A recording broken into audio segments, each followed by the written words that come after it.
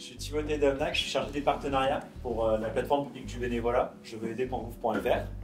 Et mon travail, c'est d'accompagner des acteurs privés et publics à construire des parcours d'engagement.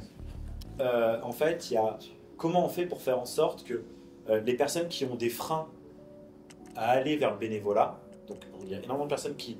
En fait, ça part d'une étude qui montre que, notamment auprès des jeunes, qui montrait qu'en fait, il y avait 20% des jeunes qui sont déjà bénévoles, 20% qui ne souhaitent pas devenir bénévoles, et en fait, il y en a 60% qui le souhaitent, mais qui vont avoir des freins, qui sont très classiques, hein, j'ai pas le temps, je sais pas où aller, je sais pas à qui m'adresser, etc., etc. Et donc, on s'est dit, bah, tiens, en fait, il faut qu'on aille vers ce public-là, on va leur proposer un outil justement pour à la fois qu'ils comprennent ce que c'est le milieu associatif, le bénévolat, et également qu'on les accompagne à passer leurs freins. Et au départ, on a monté un atelier, et en fait, on s'est dit, cet atelier ressemble à une fresque, et donc on va l'appeler la fresque du bénévolat. Comme tout le monde connaît la fresque, beaucoup de personnes connaissent la fresque du climat, on s'est dit, bah, tiens, en plus, au niveau communication, c'est plutôt pas mal.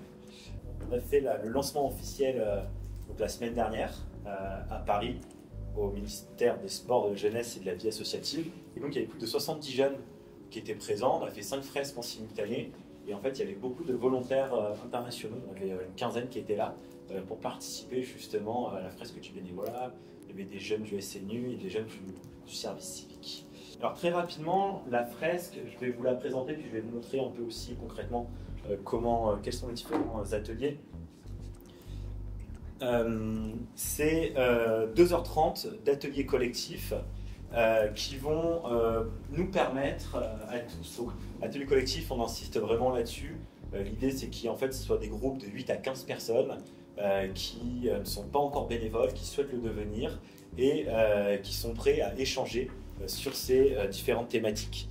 Donc l'idée, c'est vraiment de découvrir le bénévolat sous toutes ses formes. L'idée, c'est pas de découvrir le bénévolat uniquement pour les grandes structures qu'on connaît tous, mais montrer aussi que le bénévolat, ça peut être en lien avec le sport, l'art, la culture, ça peut être des missions très ponctuelles, ça peut être des missions régulières, enfin voilà, qu'il y en a pour tout le monde. Et donc notre vision, c'est de sensibiliser et faciliter le passage à l'action vers le bénévolat à travers une expérience collective, inspirante et transformatrice. Et on a 3 objectifs avec cette fresque. Le premier, c'est sensibiliser à l'engagement bénévole. Le deuxième, c'est de lever les freins liés à cet engagement. Et ensuite, le troisième, c'est faciliter le passage à l'action. Cette fresque-là, elle s'adresse à un public, et ça c'est assez important, qui n'a jamais fait de bénévolat. On l'a expérimenté pendant quelques mois, on a déjà fait 50 fresques. Ça fonctionne vraiment sur un public, par exemple, ça peut être un public par exemple jeune, aussi type service civique, ça fonctionne très bien, mais aussi par exemple sur un public, puisqu'on l'a déjà testé dernièrement, c'est les néo et futurs retraités qui ont besoin un peu de réponses, voilà, qui ont besoin un peu d'avoir un peu d'un panel de tout ce qu'ils peuvent faire lorsqu'ils seront à la retraite. Et la fresque, ça fonctionne assez bien, notamment avec ce public-là. Et puis également, ça fonctionne aussi sur les personnes qui sont, on va dire, moyennement engagées, mais qui veulent aussi découvrir d'autres types de bénévolat. Mais vraiment, ça fonctionne vraiment bien avec les personnes qui sont en dehors du bénévolat. Le principe de cette fresque du bénévolat, en fait, c'est un outil qui va être complètement en fait, open source. L'idée, c'est que vraiment en fait, que les structures qui sont sur le territoire peuvent s'en saisir. Et parce que vous, justement, vous allez être en contact, par exemple, avec le milieu associatif, qui connaissent des jeunes de quartier, etc. Et c'est de leur dire, bah, tiens, en fait, pour pouvoir profiter, organiser un atelier sur découverte du bénévolat. Voilà. L'idée, nous, en fait, la présentation que je vais vous faire, c'est de se dire, est-ce que vous, aujourd'hui, vous souhaitez vous saisir de cet outil-là pour votre territoire. Après, ça peut être, c'est quelque chose qui fonctionne très bien, c'est vous aller vers les Drages pour qu'ils puissent vous mettre en contact avec les jeunes en service civique, les jeunes du SNU, pour aller vers les néo-retraités. Moi, je me suis rapproché, par exemple, pour la tester, je me suis rapproché de la G2R, parce que, en fait, de la G2R et de Malakoff Humanis, parce qu'en fait, ils sont en contact avec ce public-là. Donc voilà. Donc après, c'est de... Et je pense que ça, enfin, vous avez le réseau justement qui fait qu'aujourd'hui vous pouvez arriver à toucher ce public.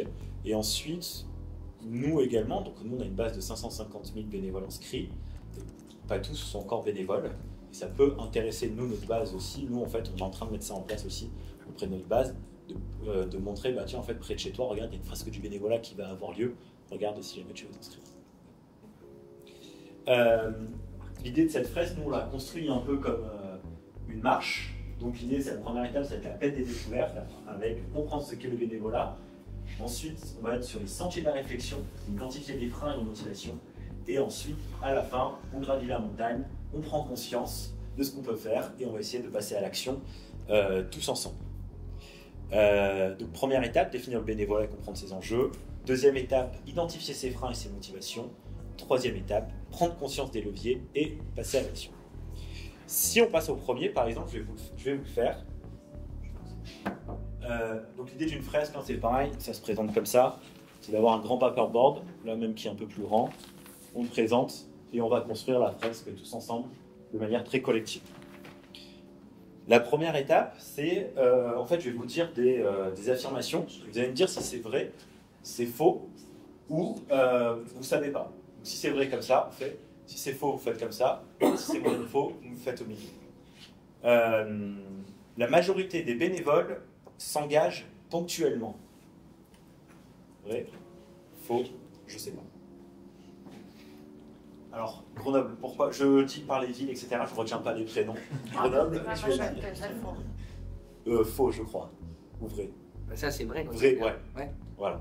Okay. Pourquoi, selon toi, c'est vrai? Parce que... Pour moi, ça dépend de ce qu'on appelle bénévole, mais en fait, il y a beaucoup d'actions directes qui sont mobilisées maintenant sur quelque chose de ponctuel, d'événements, notamment sur des nouvelles formes de mobilisation via les réseaux, et qui ne vont pas forcément s'inscrire dans le temps, mais dans la mesure où c'est une action qui est faite pour un intérêt collectif et qui porte quelque chose à cause d'autrui. En comptant cela, bah, j'arrive à vrai. Ok. Alors la bonne réponse, c'est faux. L'idée, voilà, vraiment, c'est de créer du débat, hein, vraiment, cette question-là. C'est la majorité des bénévoles s'engagent régulièrement.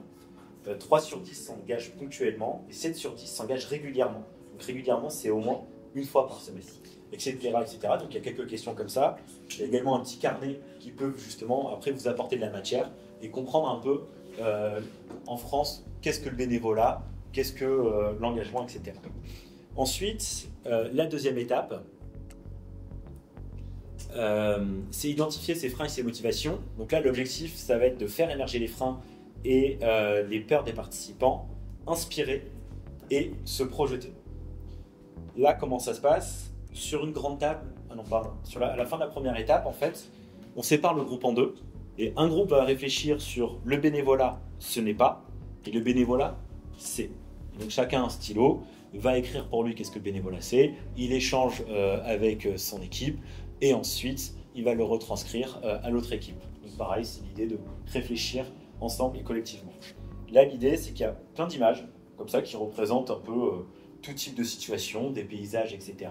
Et en fait, on va choisir chacun une photo qui va représenter son frein et une photo qui va représenter ses motivations. Et l'idée, pareil, c'est de travailler en groupe. Donc, souvent, c'est des groupes qui sont entre 8 et 15, donc souvent en tout. Donc, on va, par exemple, si on est 15, ça va faire 7 et 8 personnes. Et donc, le premier groupe de 7, il va échanger ensemble sur ses motivations et il va échanger avec son équipe et ensuite les freins. Et ensuite, on le présente de manière collective. Et ça, c'est pareil. Ensuite, l'idée, c'est vraiment de travailler en équipe et ensuite, on le retranscrit à tout le groupe. Et la troisième étape, c'est prendre conscience des leviers et passer à l'action. C'est donner un aperçu global des solutions existantes pour se lancer. Donc un peu comme je vous disais, c'est de se dire aujourd'hui le bénévolat, ce n'est pas uniquement pour les grandes structures associatives, même ce qui est très bien, mais ça peut être aussi, si jamais on est moins à l'aise, ça peut être aussi auprès du petit asso de quartier. L'idée un peu de ces cartes-là, donc c'est je deviens secouriste bénévole dans ma commune, je participe à une collecte de denrées alimentaires. On montre vraiment un peu tout le panel des missions de bénévolat qui peut exister. L'idée, c'est d'en choisir 2. Et là, on va en parler, on se met par équipe de 2. Et on va dire en fait à son partenaire, qu'est-ce qui me motive moi dans cette mission-là, et surtout, et ensuite, à partir du moment où on a fait cet échange de 5-10 minutes, juste en 1 pour 1, on va retravailler de manière collective et on va dire, ben voilà, moi j'ai choisi de dire, je participe à une collecte de denrées alimentaires dans les 6 prochains mois. Et l'idée, c'est vraiment à la fin d'acter, de se dire, bah, tiens, moi je vais faire cette mission de bénévolat dans une durée. Et comme ça, on se projette.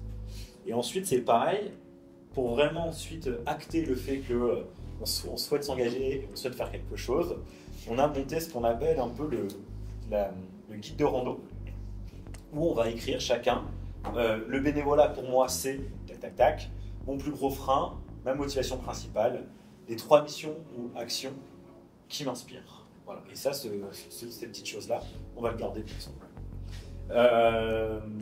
Voilà globalement ce qu'est la fresque. Et donc pour devenir, comme je vous l'ai dit, pour pouvoir devenir fresqueur, pas trop ce problème, mais voilà, c'est participer à une fresque, ensuite participer au module de formation, et ensuite tout ça c'est téléchargeable sur le site de la fresque du bénévolat, et ensuite vous êtes complètement autonome.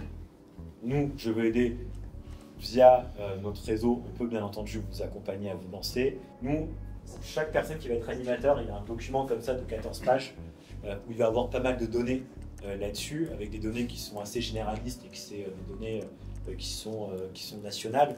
Mais l'idée en fait justement de ces ateliers collaboratifs, c'est pourquoi pas de mettre un senior avec un jeune et ils vont échanger en fait là-dessus. Après on va échanger en groupe.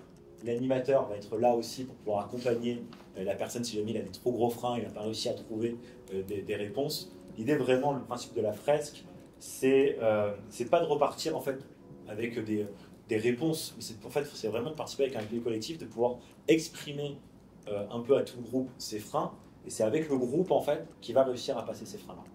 Et globalement, les freins en fait, c'est les mêmes pour tout le monde. Hein. Le premier, c'est le manque de temps. Et le deuxième, c'est je ne sais pas où aller, à qui m'adresser. En fait, après sur votre territoire, hein, c'est intéressant oui, de vous rapprocher des Dragettes, ça fonctionne bien, on l'a bien fait évidemment dans le Grand Est et en Nouvelle-Aquitaine, parce que eux après ont les portes d'entrée pour le service civique, le SNU, etc. Avec les réseaux Info Jeunes et avec après voilà, tout ce qui est réseau Guidasso, mouvement associatif, etc.